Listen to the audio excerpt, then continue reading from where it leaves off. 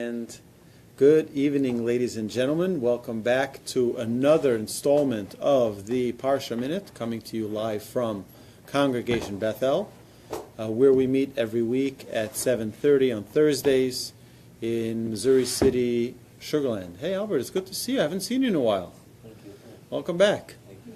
So, in this week's Parsha, Parshas Yisro, we have the greatest experience ever placed before mankind. And that was God speaking directly to the people, the greatest revelation in history, where God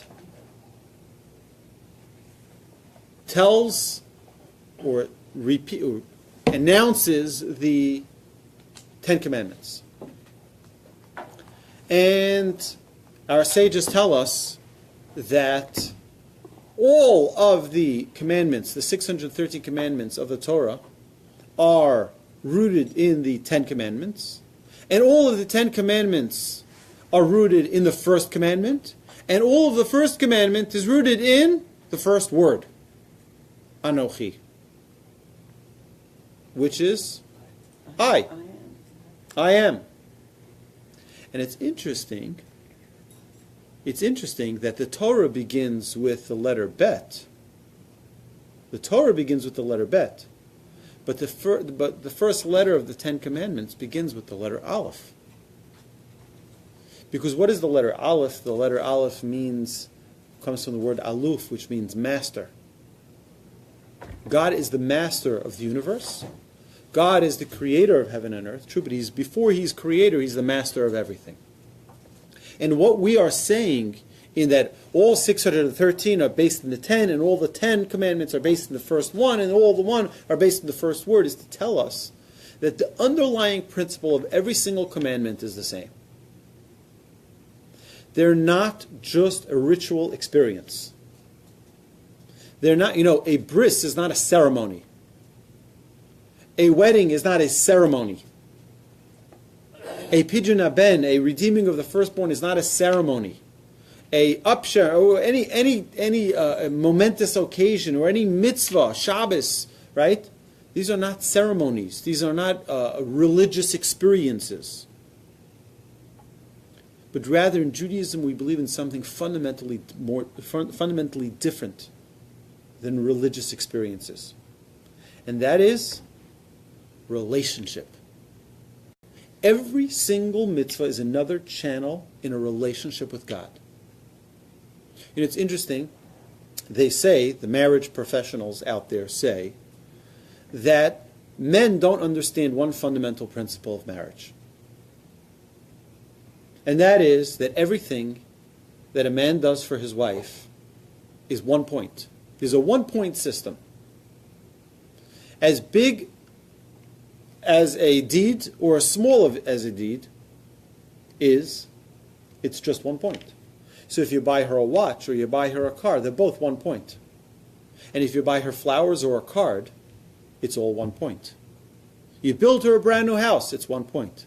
You see, men don't work with a 1-point system. Men are like, oh, it was very expensive, it was extravagant, it was so beautiful, it was amazing.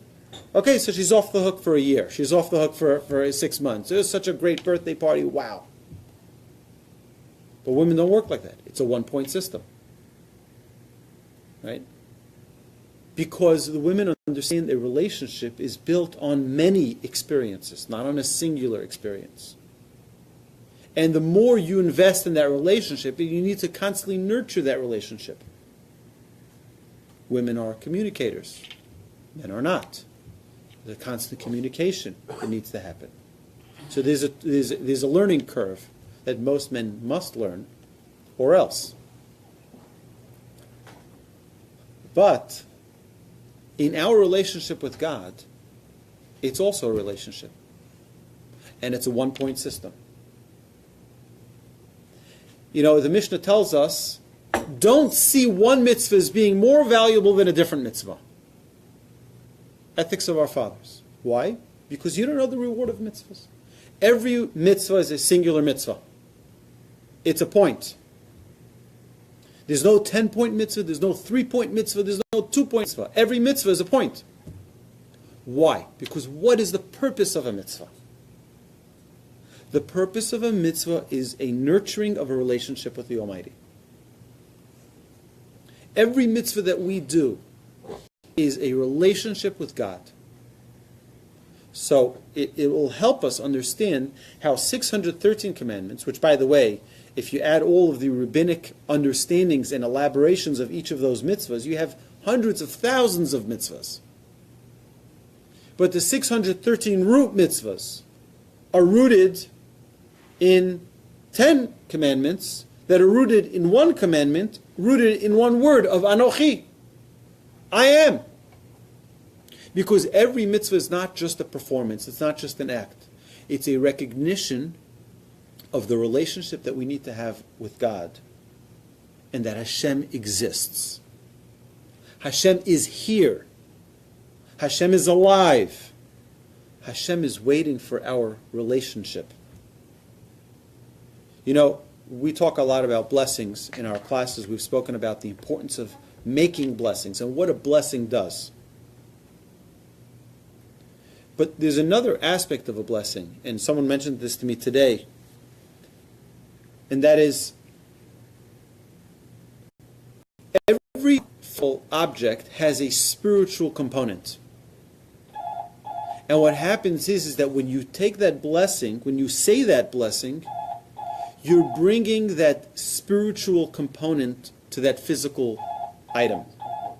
So if you have a glass of water, that glass of water is physical. When you attach a blessing to it, you've made that physical existence now gave birth to a spiritual existence. So now that water is no longer physical, it became spiritual. I've said it from the other way, is that it became a tool through which you connected to God. So it became spiritual.